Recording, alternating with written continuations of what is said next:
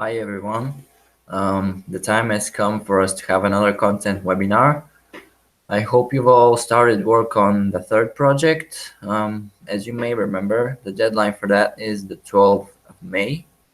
So it's less than 2 weeks from now.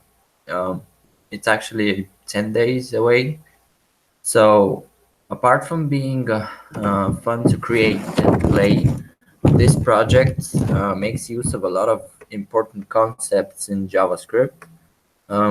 We see what ES 2015 classes are in the project, and we use them.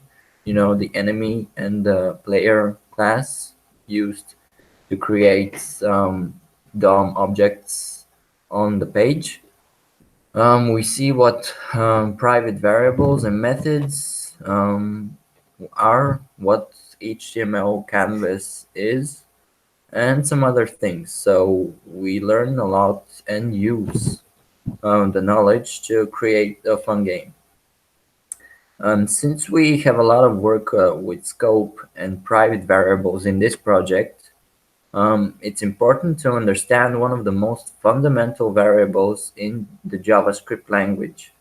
And that variable is the this variable. So it's essential to get an understanding of what it is, how it's defined, and what its value is. So a bit of a spoiler. Depending on the place you're trying to access this variable, it has different values. So we'll check what the value is in each and every case. Okay, so let me officially welcome you to the 8th content webinar. Well, what we're going to discuss today, as we've just found out, is tightly connected to what we talked about last week. Last week, as you may remember, we tried to explain what scope in JavaScript is and how we can construct closures. Um, we took a look at some of the more intricate characteristics of scoping, like what the lexical scope means, what's the difference between a global and a local scope, and some other things. Now that we're armed with the knowledge of scope, we can take a deeper dive into the JavaScript language and take a look at what the this variable is. This is an intricate topic, but if you have the knowledge of scope, as I'm sure you do, um, you'll find that things are deeply connected to each other, and it's all a bit easier to understand um, and logical. So without further ado, let's start. I've made a presentation for you again, which I'm going to share after the webinar. So in addition to that, there are a few coding examples that we're going to go through just to be sure we understand the concepts we're talking about. I will share those files as well, but first we're going to take a look at the presentation, and after that we'll go to the coding examples. Okay, so let's get started. Let me just flip over to the presentation, share the screen with you. Here we go. Um, just open the presentation.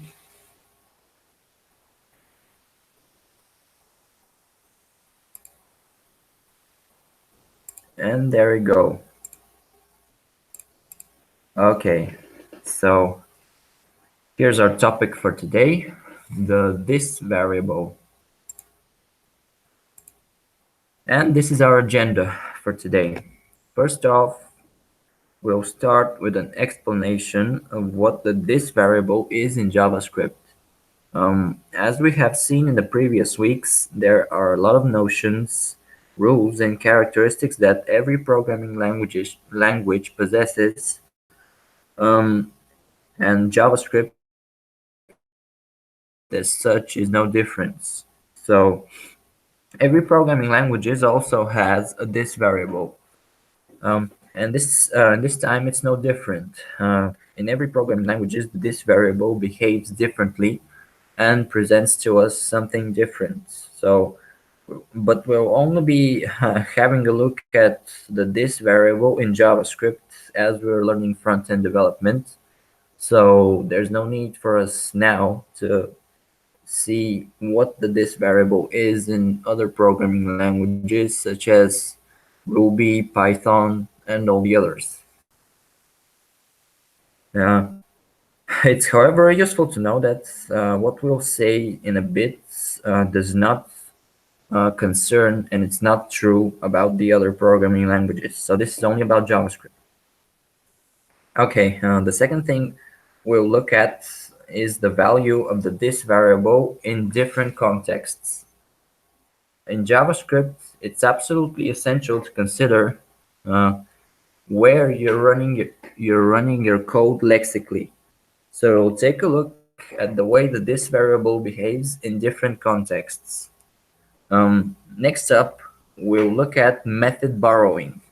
This is a technique or a tool, so to speak, that's only available to us if we understand what scope and the this variable are. So we need a broad understanding of what scope is, which we took a look at last week, and the this variable. So knowing these two things enables us to know what method borrowing is and how it's useful to us.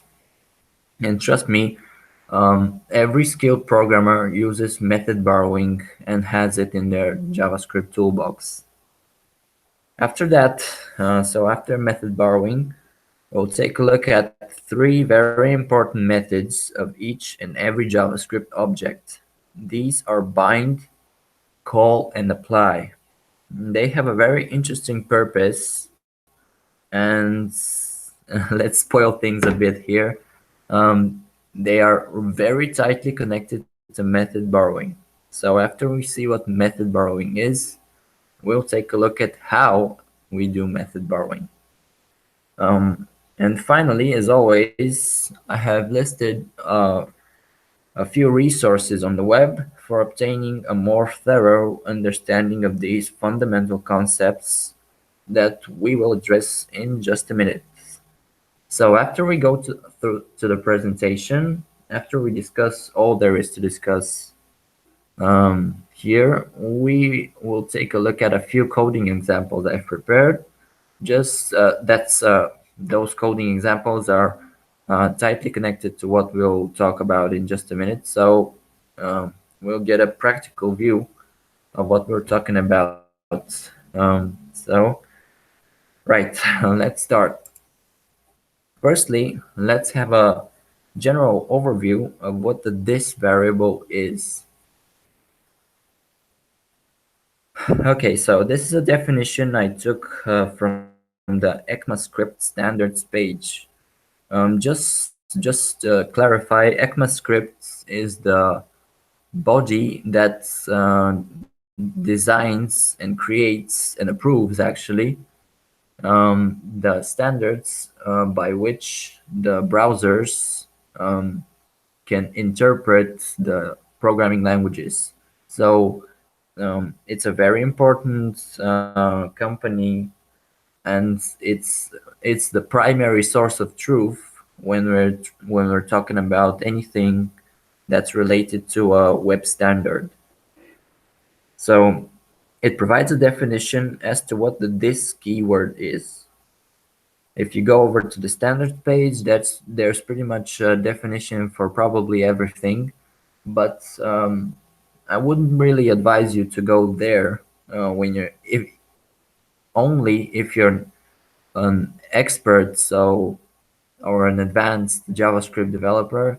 You can go there and really understand what's going on, because if you're a beginner, the ECMAScript standards page is written for people who really have a deep understanding of most of the JavaScript language. And if you don't have that understanding, deep level of understanding, you'll probably find it hard to understand what's going on. So the definition, let's check it out.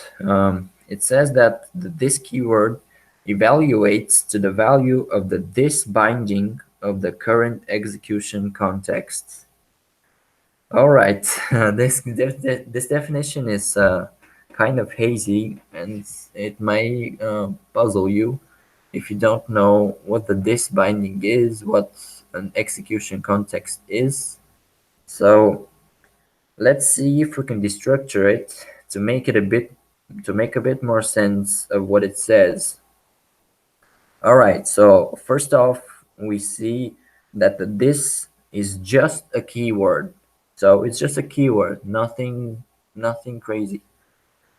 Um, Next up, we understand that it is the result of some kind of function that is named this binding. So this binding here is a function.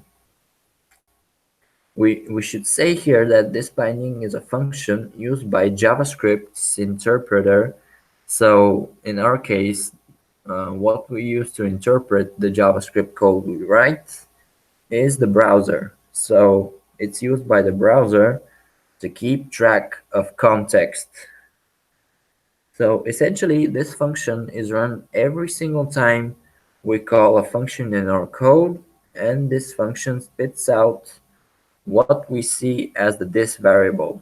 So the this binding function is what the this keyword gets its value from. Right. I don't know about you, but if I had no idea what the this variable is, and I see a definition like this, even knowing that the this binding is a function that dictates the this keyword's value, I would be a bit confused. I mean, it's this is why I put another definition, which is, in my opinion, a bit clearer and more understandable, because this is really not the most ideal um, definition if you're just coming in this topic. So let's see the other definition. So essentially, the this variable holds all the characteristics of the surrounding context in the function that it's called in. So as we know, every function that we call in our code creates an execution context. Remember we talked about this last week? Every time you call a function, a new execution context object is created. And we use the this variable to reference that same exact context. So that's all there is to it. The this variable just gives us a reference to the context the function we're calling creates. It captures the understanding. It's like a picture of a room. So once you enter a room, you take a picture of everything that's in it, and once you're out of the room, you can always take a look at the picture and remember what the surroundings were. So the this variable essentially does that. You might be wondering how the this variable stores this data. So how it stores the execution context.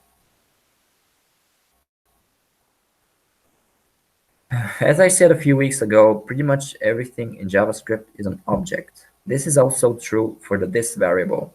It's just an object that holds the characteristics of the surrounding context in properties and methods.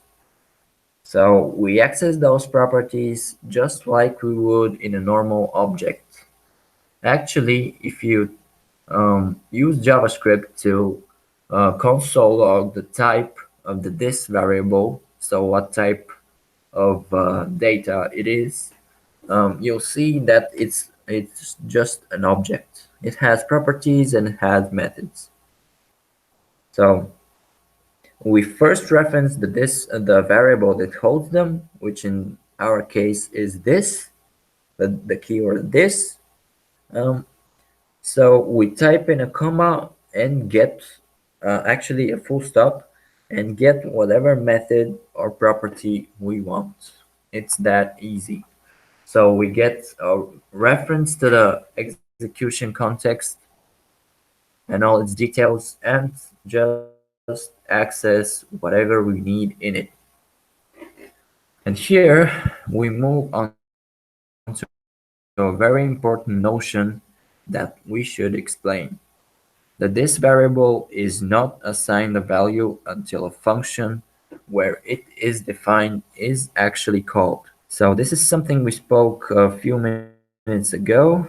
Knowing that, remember we said that every function creates an execution context object. So knowing that every time we call a function, we create an execution context, and that this variable is just a reference to this context, we can immediately guess why this variable only gets its value when we call the function where it is defined.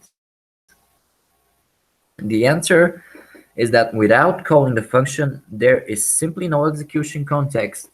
So it all revolves around the knowledge that every time we call a function, we create an execution context. And remember that this variable only holds the execution context. So if we don't call a function, there's no execution context, there's no this variable. So this is the reason why the this variable only gets a value once the function that holds it is called. Remember, it's all about the execution context. Let's see what context is. First off, we can see that there are three phases of creation of the context execution context object. I forgot to mention, but as you can see here, the execution context is an object. So I said a few web types are an object. So the execution context is also an object, and this variable is also an object. So here we can see the three phases of the creation of the execution context object. So again, we say that the this variable is not assigned a value until a function where it is defined is actually called. So this is something that we spoke a few minutes ago. Knowing that every time we call a function, we create a new execution context, we know that the this variable is assigned its value. So in the first phase, we see that the variable object is constructed. First off, when we call a function, the variable object is constructed. Here, in the variable object, are placed all the variables that are accessible to this specific execution context. So, to this function, it's actually um, all the variables that this function can access. After, after we construct the variable object, the scope chain gets constructed. We talked about that last week, so remember the scope chain. But just to reiterate, the scope chain determines which variables are accessible in this current scope, any outer scope that may exist, and the global scope as well. Remember, the global scope can be accessed by every single function everywhere. So if there are any parent functions, their scope is accessible as well in the scope chain. Remember, the variable object and the scope chain are very different things, so don't get them confused. And finally, the this variable gets determined and gets its value. Because we called the function, we created an execution context, and the third phase of the creation of the execution context object is the creation of the this variable. So once these three phases are finished, we finally have our execution context object. So this variable is something each and every execution context gets, and as we already know, it is stored in the execution context object. Here, as an alternative graphical demonstration of the construction of the execution context object. So here you notice the first phase, the variable object construction. Then we move on to the second phase, which is the scope chain construction. And then we move on to the third phase, the determination.